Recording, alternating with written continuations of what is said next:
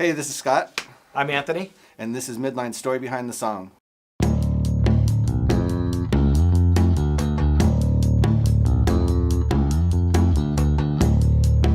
So Promise Me was when I was 19 years old when I wrote it.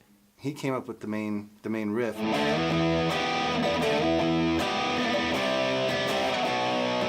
But he had played a Boise High talent show when we were in high school. We did the Judas Priest version of Diamonds and Rust. And it had that E chord in there that was... Yeah, whatever chord that is. You can play any E chord in the song like I have. I played this one in certain parts. I played the opening and bar chords. But everything's based off that E on this riff. Midline had 3 bass players before me. I don't quite remember what Jason Yates played to the song. I'm pretty sure they wrote it when he was still in the band. And then there was 2 bass players, Chris Fine and John England, who both had very short tenures in the band. And I don't quite remember what either of them played.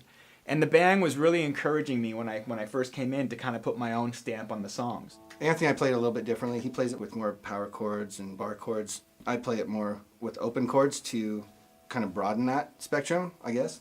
But here's the main riff.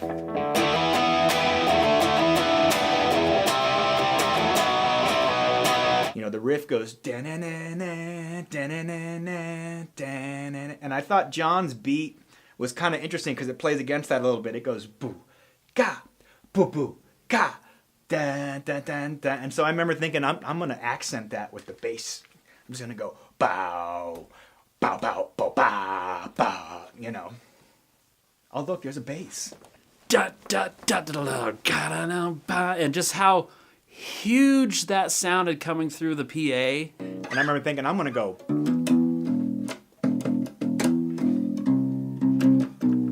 He showed it to me, and then we started writing it together. And he reminded me, I came up with the chorus part. Yeah, but I remember that was like a big thing with us writing it, was we wanted a big chorus. Like we wanted this big, catchy chorus kind of thing. We were trying to make a hook of a chorus. Yeah. All the tears you cried, burning deep inside of me.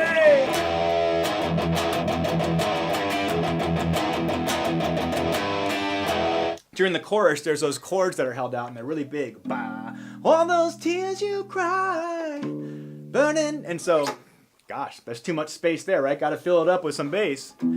All those tears you cry, burning. It's kind of funny. I'm not going to name any names, but it's about a girl that I dated in high school. Just a high school kind of sweetheart, if that's what you want to say. And Sweetheart. Not to be cheesy, but this was like Anthony's first. He loved this girl so much. I didn't get along with her, but Scott hated her with all the... I didn't. No, that's a bad I did word. not Yeah. hate her. I liked you better though. Yeah, Scott was Yeah. glad that relationship was over because it was getting between our relationship. Yeah. No, but it was like, you know, when you break up or something, it's the end of the world. Yeah. You know, like, oh, I don't think I can live, Scott. You know, that kind of thing. And so I wrote Promise Me, and it kind of worked around that. And actually just having it, I was over that person by the time that song got on the radio. I'm joking. No, I was, but it was kind of cool that it was on the radio. And it was kind of cool that she got to hear it on the radio. Yeah, and we were playing, and it was kind of a cool thing because it was just, but yeah, it's about a girl. That's where you get your best songs though, right? I would think so. Yeah. It's about, I'm picking my band over this person. Don't bring me down. My band's number one. It was about Anthony's girlfriend, but it was kind of related to all of us because it was girls wanting so much time, and the lyric, you know, the fire burning deep inside of me and stuff. And that fire was us wanting to be a band. We just wanted to jam and play music and be famous and be on the radio and all that stuff. And girls wanted to go out to movies and dinner and have date nights and all that stuff. And then you'd leave them in the car at the band house crying, and you're the bad guy. And that's pretty much why all my relationships failed. He always picks me. Yeah, I do. Yeah. Promise me, you won't bring me down. All I want to live is under this cloud. And what I mean by that was, I want to be with my band. I want to be under this cloud, my dream cloud. Time is all you want from me. Can't stop the fire that burns inside of me. And what I'm coming from with that, it was like, you know what, you're not going to stop my dream. The chorus kind of comes, All the Tears You Cry burned deep inside of me, because I do remember breaking up and, you know, her calling, and we would break up or something like that, and I remember her crying all the time, whatever. And I got that lyric from that. The song Promise Me is larger than just the story surrounding the song itself. It's everything that was leading up to what was happening in the band at the time of its release. The background of the song is that we talked to the owner of the radio station, which was Pirate Radio. Yeah, I'm No, but back then it was Bob Lee. Yeah, he owned this radio station. They did a Sunday night local band, kind of what they do now. They just played local music. We recorded this song called Broken Dream. It's the first song you and I really recorded and wrote and recorded. Right. And the owner of the radio station was driving home. He said that he got in his car. He's this little guy, and he's like, "Oh, I turned on the radio, and the song was so good that I tried to change the radio station because it couldn't be my radio. It couldn't be my radio because I knew it was local music." He was driving in his vehicle, heard the song, listened to the whole song on his way home, liked the song so much that he turned around. That's right. And went back to the radio station, and I believe Todd Dunnigan was actually spinning the song. He says, what band is this? And they said, "This is a local band, Midline." Bob Lee called our manager. We went in there, we had a meeting. He goes, "I'm not going to play your song on regular rotation unless you have an album completed."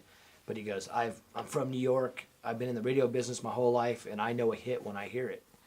And so, but you got to know Bob Lee too. He was so passionate and so just aggressive in his thing. He wanted this song so bad. You go record this song, and I'm gonna make you guys big.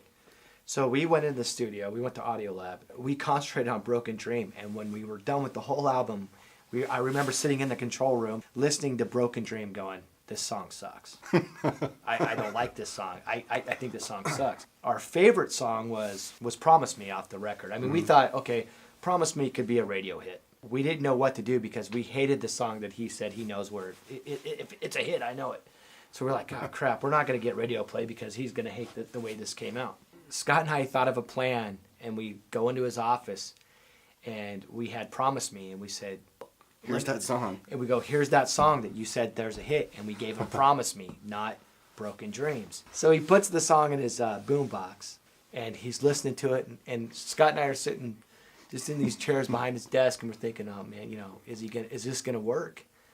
And he goes, and he just starts tapping his head, listening to the song, and he goes, "See, I know when I hear a hit, and that's a hit."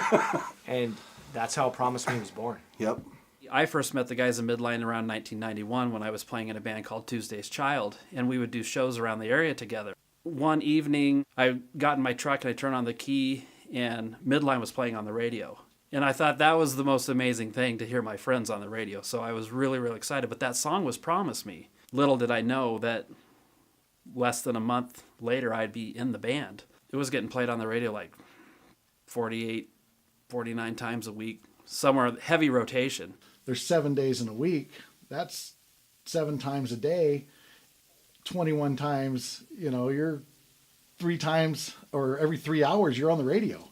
And I remember seeing Midline on Record Exchange sales charts or the radio playlist, and it'd be us, and then I'd look down, I'd see Soundgarden. That was good enough for me. Collective Soul. Yeah. I remember Collective Soul. Alice in Chains. Yep. All those bands we were getting played right after. We were with those. We were with that. Well, when you're getting spun 47 times a week, for years, for 2 years at least. And yeah, it was pretty cool.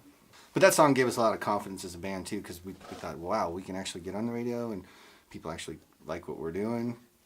How cool is that? So and we were selling a lot of onto records. something. I mean, when people actually bought, well, they were tapes. We made, I don't know, 1,000 copies of this cassette. Yep. When it got airplay, we couldn't even keep them on the shelf. Oh, we have to order CDs. We have to order CDs. I think the reason why we sold so much of the first record was because we sold out 1,000 copies of the tape, and then we made the CD, and everyone that had the cassette bought the CD.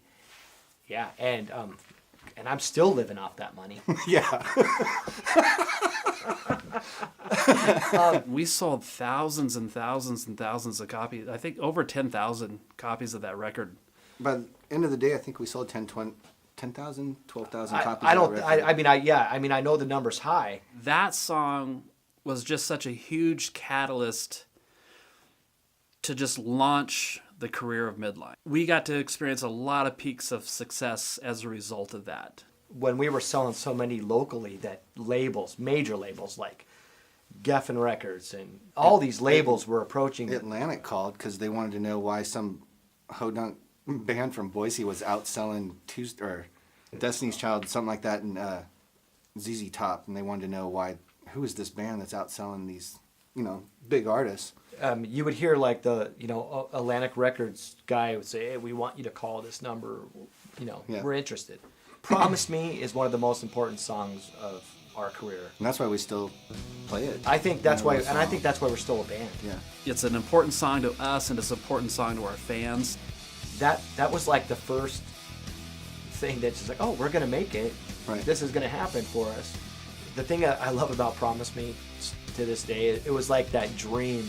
Scene magazine came out that the Idaho Statesman puts out, and there's Midline on the front cover. When you're on the radio and people are treating you, like you're a superstar and you're on the radio, I think "Promise Me" and "Summer Sky" and "Here and Now" 49 times a week. That's hot rotation. You're driving down the road and you hear your song. We were passing out flyers and you hear your stuff on the radio, and it was just it was the best time of my life. Promise me you won't bring me down. All I want to live is under this cloud. Time is all you want from me. I can't stop the fire that burns inside of me. No, There's a story behind this. Hi, party people. Okay, we're ready to say party. Yeah. Here to tell a story. Oh my What's God. up? What's up? With the We'll do like a litzy should we talk rap. like no? We should just talk like Russell from England. Simmons. Well, actually, This is Midline's story behind the thong. And I don't know if we can say names on this tape or if we got to protect the innocent. Anyways, you had There's this. only one girlfriend that it could be. But they had Buck a band night, so they would have 5 bands playing, so you pay $5 to get in. yes, Yep. change. I'm so sorry.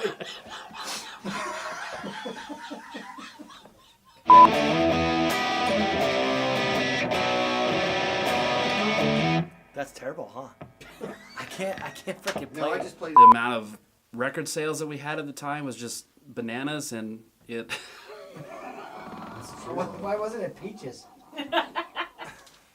Promise me you won't bring me down.